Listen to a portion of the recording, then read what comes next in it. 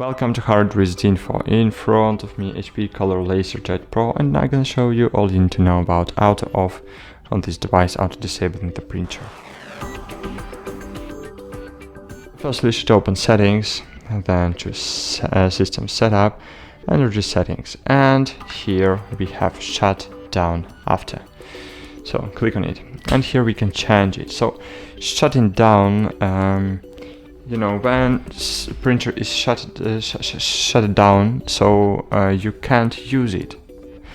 When it's in sleep mode, so you can send a job to the printer and printer will automatically wake up and print the pages you want. But when printer is disabled, so unfortunately you need to click on the power button to enable it, and then you can print and you can change the delay of how long it will be in sleep mode before it disables.